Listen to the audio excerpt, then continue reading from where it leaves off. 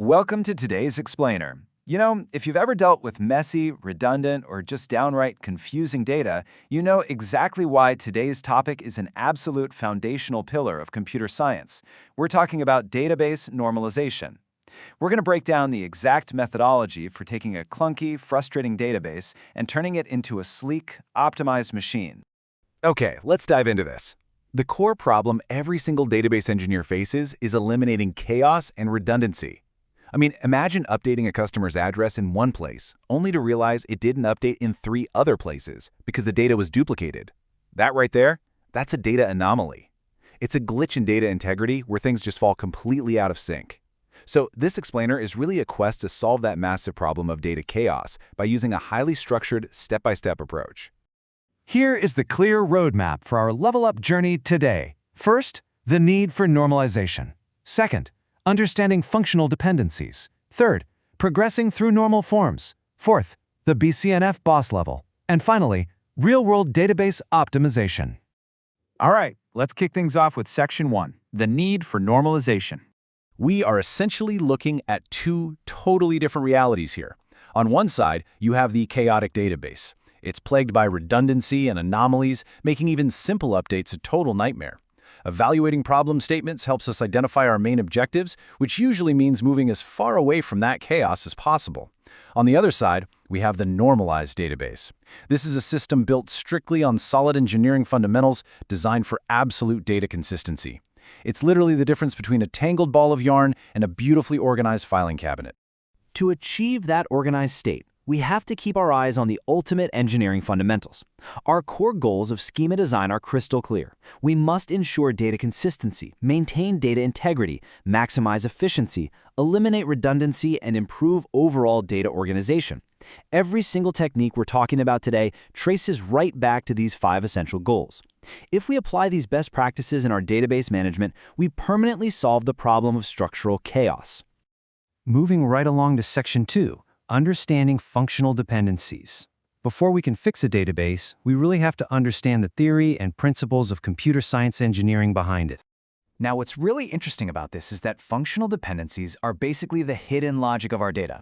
Think of them as foundational blueprints that tell us exactly how one piece of data relies on another, which helps us strengthen the overall database structure. For instance, if you know a student's ID number, you can definitively determine their name, right? The name is functionally dependent on the ID. Grasping these relationships is exactly how we figure out where our tables need to be split apart to strengthen the whole system. Which brings us to Section 3, progressing through normal forms. This is where we shift from theory into actual procedural methodology. The normalization process itself is defined as identifying processes, modules, algorithms, and parameters to apply structured methodologies for decomposing relational tables. Now, I know the word decomposing sounds like we're breaking the database, right? Actually, scratch that. It's more like we are refining it. We are taking large, clumsy tables and strategically splitting them into smaller, highly efficient tables that relate perfectly to one another without unnecessarily repeating data. Let's move to the next logical point and see how this builds step by step through our sequential levels. Step 1, you absolutely must define a clear problem statement. What is fundamentally wrong with the current schema? Step 2 is 1NF, or first normal form, ensuring every column holds just one atomic value and there are no repeating groups. Step 3 is 2NF, where we remove partial dependencies, meaning no piece of data should rely on just a part of a composite primary key. And Step 4 is 3NF, eliminating transitive dependencies, which simply means non-key data shouldn't rely on other non-key data. By sequentially progressing through these forms, you are steadily improving the database design and locking in total data integrity. But hey, you don't do this in a vacuum. To work effectively, you have to follow teamwork norms and interpret both technical and non-technical information. Reaching 3NF requires excellent communication.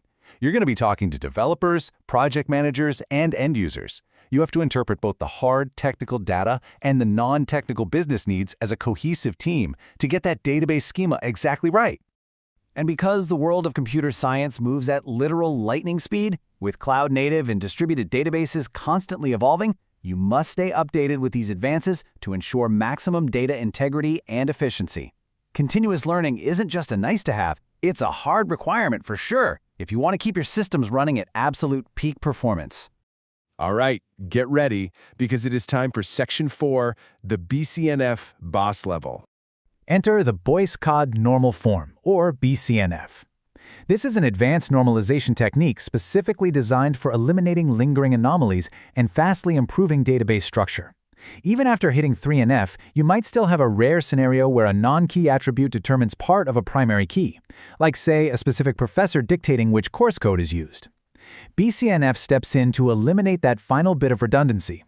It is basically a slightly stricter version of 3NF, and it is the absolute boss level you must clear when 3NF just isn't quite enough for total structural perfection. Conquering BCNF takes way more than just technical algorithm skills. You must identify requirements directly from stakeholders and precisely document those system requirements. From there, you have to create a logical flow for communicating the optimizations, all while recognizing advances in database design. Applying advanced normalization relies heavily on your ability to directly engage with the actual people using the system. So, the crucial point here is that you must present results as a team with well-integrated contributions. When you are optimizing at the BCNF level, the changes can be incredibly complex. Successfully applying these techniques relies entirely on how well you integrate your team's contributions and present the final results clearly and logically to your stakeholders. It's this perfect blend of high-level engineering and high-level collaboration. And that brings us to our final stop, Section 5, Real-World Database Optimization. Let's bring all these academic concepts right down to earth. I want to challenge you right now with a self-learning mission. Consider any real-time application you use every single day. Maybe a food delivery service, a streaming platform, or a university portal. Imagine how their data is stored under the hood. Can you picture the tables? Can you identify where data might be redundant or where a single update might cause a massive anomaly? Try to apply normalization up to 3NF or even BCNF in your head to remove those anomalies. Take that theoretical app, define the problem statements, and walk it through the normalization process we just discussed, which leaves us with one final, provocative question for you to ponder today.